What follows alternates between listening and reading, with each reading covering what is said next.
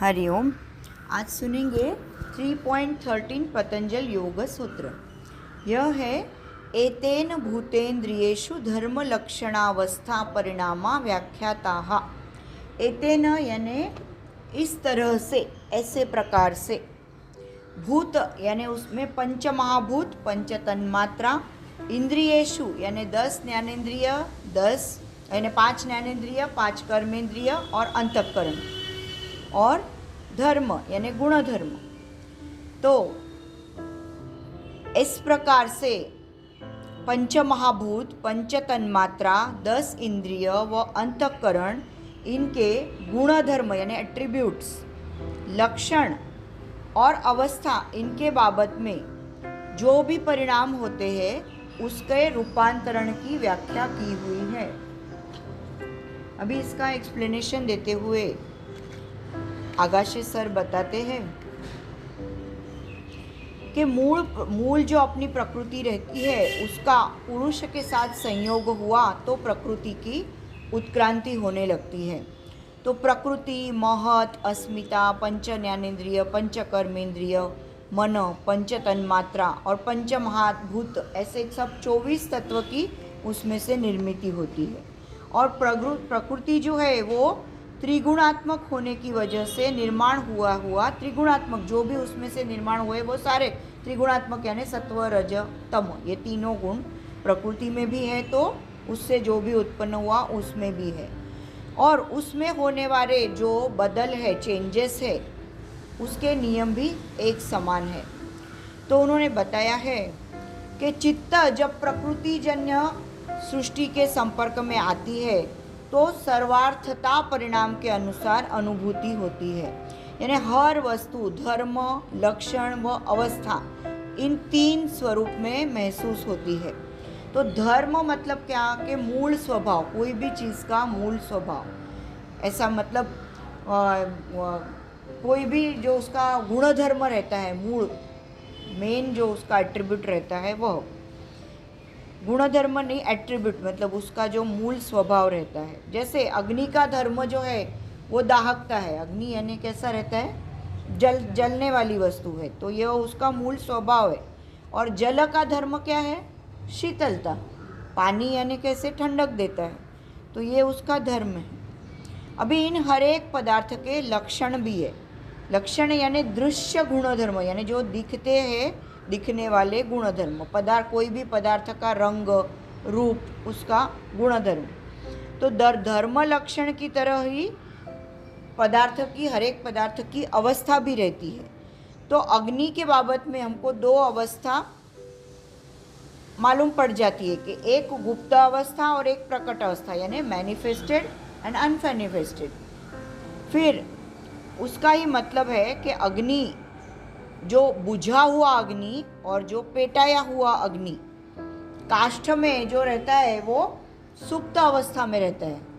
तो वो उन्होंने बताया, तो 2 काष्ठ का घर्षण किया तो अग्नि प्रकट हो जाता है, मतलब उसमें सुप्त अवस्था में है तभी वो घसा तो बाहर आया ना, ऐसा उन्होंने बताया है। फिर अग्नि के प्रकटीकरण के माध्यम से उसके लक्षण भी चेंज होते हैं। यानी जैसे अग्नि का जैसा मैनिफेस्ट होता है तो उसके लक्षण भी चेंज होने वाले, यानी अर्थात उसका रंग रूप भी बदल जाएगा। जो पेटाया हुआ अग्नि है, कभी लाल दिखेगा, कभी पीला दिखेगा, कभी नीला, कभी प्रकाश में एकदम वाइट दिखेगा। और उसकी दाहकता में भी फर्क आएगा, यानी ज्वलनशील जो है वो उसमें भी फर्क आएगा। तो अग्नि की 2 अवस्था की तरह से उसके धर्म में भी चेंजेस आएगी। प्रकट अग्नि यानी जो प्रकटाया हुआ है वो दाहक रहेगा, जलने वाला है। तो अप्रकट अग्नि यानी जो हमने जलाया नहीं है वो दाहक नहीं है, जलन उसका महसूस नहीं होती है। तो ऐसे उन्होंने आगे के इसमें सूत्र में बताया है कि त्रिगुण अगर है वो 4 प्रकार से प्रकट होते हैं, वो आगे वाले सूत्र में है। अभी कोपरडेकर जी ने इसका उदाहरण देते हुए बताया है कि समझो सोने का एक टुकड़ा है, तो उस सोने के टुकड़े में से हमको बैंगल्स भी बनाने को आते हैं और उसके कान के भी बनाने आते हैं, मतलब जो अलग अलग चीज़ें चाहिए वो हम हार भी बना सकते हैं, कुछ भी बना सकते हैं। तो यह उसका परिवर्तन हो गया। फिर सोने का जो मतलब आज भी कर सकते हैं और 2 साल के बाद भी कर सकते हैं। तो यह उन्होंने उसका जो आगे का जो है गुण वो बताया हुआ है। और अवस्था परिणाम यानी क्या, सोने के जो टुकड़े हैं उसके बैंगल्स भी बनाए हैं और कान के भी बनाए हैं। तो वो एकदम शाइनिंग वाले भी हो सकते हैं या मैले भी हो सकते हैं, जैसा गोल्ड रहेगा वैसा उसका वो बनेगा। तो वो अवस्था दोनों अलग अलग है, ऐसे उन्होंने बताया है। तो इस उदाहरण से उसके तीनों अवस्था मतलब जो है वो बताए हैं उन्होंने।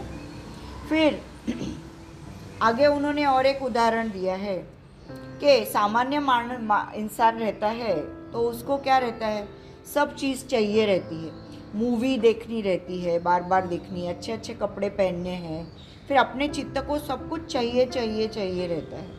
और वो सर्वार्थता होती है, मतलब सब तरफ अपना ध्यान रहता है। तो उसकी वजह से एक ही जगह एक ही चित्त का ध्यान सब तरफ दौड़ता रहता है। कुछ खाना रहता है, कुछ पीना का है, कुछ सूंघना है, तो बार बार ये सब करना रहता है। लेकिन हर बार ये मिलता नहीं है, तो फिर ये नहीं मिलता है तो चित्त को आनंद नहीं होता है। तो इस सर्वार्थ का क्षय हम लोग कर सकते हैं, ऐसा उन्होंने बताया। तो जैसे चित्त की वासना हम लोग समाधि का जैसे जैसे अभ्यास करते जाएंगे वैसे ही चित्त की वासनाओं का क्षय होते जाएगा, ऐसा उन्होंने बताया है। तो सर्वार्थता कम कम होते जाएगी और फिर एकाग्रता बढ़ती जाएगी। तो मन का काल परिवर्तन यानी क्या, मन भूतकाल, वर्तमान काल और भविष्य काल, इसमें से आगे आगे बढ़ते जाता है। भूतकाल में आने वाले जो विचार है, वर्तमान काल में आने वाले जो विचार है और भविष्य काल में आने वाले जो विचार है, इसमें से हम काल में से आगे आगे बढ़ते हैं, तो इसको बोलते हैं काल परिवर्तन। और मन एक ही काल के संस्कार में, मतलब एक ही काल के जो संस्कार है तो उसमें कम या ज़्यादा रहते हैं। कुछ लोगों को बुक्स पढ़ने की इच्छा बहुत उत्कट रहती है, बहुत इंटेंस रहती है, और कुछ लोगों को मूवीज़ देखने की इंटेंस इच्छा रहती है। तो ऐसे संस्कार इच्छा कम ज़्यादा प्रमाण में रहते हैं और इसको बोलते हैं अवस्था परिणाम परिवर्तन, ऐसे उन्होंने बताया है। फिर भूत और इंद्र के आकृति परिवर्तन, काल परिवर्तन व अवस्था परिणाम, ये तीनों परिणाम माने धर्म, लक्षण और अवस्था, उसको ही उन्होंने ऐसे चेंजेस करके बताया है। धर्म यानी आकृति परिवर्तन, लक्षण यानी काल परिवर्तन और अवस्था परिवर्तन, ऐसे उन्होंने उनको बताया है, नाम दे दिए हैं। तो ये सर्व परिवर्तन कैसे कम करने हैं उसका उन्होंने आगे बताया हुआ है कि चित्त एकाग्र किया तो योगी को स्वेच्छा से उसके मन का परिवर्तन करते आ सकता है।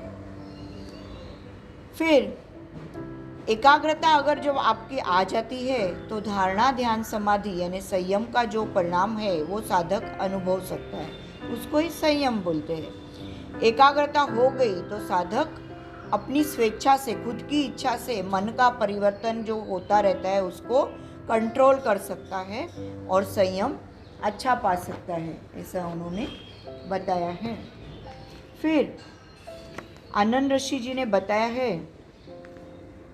कि गुणधर्म, लक्षण और अवस्था, यह उन्होंने भी सुवर्णालंकार का उदाहरण दिया है कि सोने का जो अलंकार रहता है उसका सुवर्णपन यानी जो उसका गोल्डपना है वो उसका गुणधर्म है, और उसका जो घाट और साज है, मतलब जैसे कैसा घाट बनाया है तो वो उसका लक्षण है, और उसका नया और पुरानापन ये उसकी अवस्था है, जैसे हमने पहले भी वही देखा है। तो ये उसके 3 अलग अलग पहलू है, ऐसे उन्होंने बताया है। और इंद्रिया यानी खाली 10 इंद्रिया ऐसे नहीं, तो उसके अंदर अंतःकरण भी आता है, क्योंकि वो इनर इंस्ट्रूमेंट है। बाहरी इंद्रिय दिखते हैं हमें, ज्ञानेंद्रिय 5, ज्ञानेंद्रिय 5 कर्मेंद्रिय, लेकिन इनर इंद्रिय यानी इनर इंस्ट्रूमेंट तो मनो, बुद्धि, अहंकार, चित्त, तो ये है, तो ये भी इसके अंदर आएगा, ऐसे उन्होंने बताया है। फिर स्वामी हरिहरानंद ने व्यास भाष्य के अंदर उसके जो अंदर है उसके हिसाब से वो विवेचन किया है, तो उन्होंने बताया है मिट्टी का मटका और इसका ओल्ड और न्यू पना, ये भी धर्म, लक्षण और अवस्था 3 परिस्थिति, यानी मिट्टी यानी उसका धर्म, माती का जो धर्म है कि मिट्टी का पन यानी वो धर्म हो गया, और लक्षण यानी मिट्टी का जो शेप है वो हो गया, और उसकी अवस्था यानी ओल्ड मटका, जूना मटका, नया मटका, तो वो उसकी हो गई अवस्था। तो कोई भी वस्तु का मूल धर्म जो है वो हमेशा कायम ही रहेगा। मिट्टी का जो मिट्टीपन है, मतलब मिट्टी में पानी डालेंगे तो उसको जो भी हम बना सकते हैं बन जाएगा, तो वो उसका मिट्टी का मिट्टीपन, हर किसी चीज़ से नहीं, लोखंड से नहीं बनेगा। लोखंड को हम लोग गाड़ देने जाएंगे तो जो धर्म यानी वो कि वो मिट्टी का मिट्टीपन, ऐसे उन्होंने बताया। तो धर्म हमेशा वही रहता है, प्रकट या अप्रकट, मैनिफेस्टेड या अनमैनिफेस्टेड, परंतु उसके लक्षण और अवस्था कायम चेंज होते रहते हैं। मतलब उसमें से जो बनने वाला है, मिट्टी से हम दिया भी बना सकते हैं, मटका भी बना सकते हैं, तो वो चेंज हो जाएगी लक्षण और अवस्था, यानी पुराना या नया दोनों भी हो सकता है। तो उन्होंने बताया है कि निरोध, समाधि, एकाग्रता, इन तीनों का परिणाम का फल भूतेंद्रिय के बारे में हो सकते हैं अलग अलग। मतलब पंचमहाभूत, पंच ज्ञानेन्द्रिय, पंच कर्मेंद्रिय, पंच तन्मात्रा और मन बुद्धि अहंकार चित्त अहंकार, ये इसके साथ में जैसे ही निरोध, समाधि, एकाग्रता होती तो उनके बारे में भी फर्क होते जाते हैं और उसकी वजह से सिद्धि पॉसिबल होती है, ऐसा उन्होंने बताया है।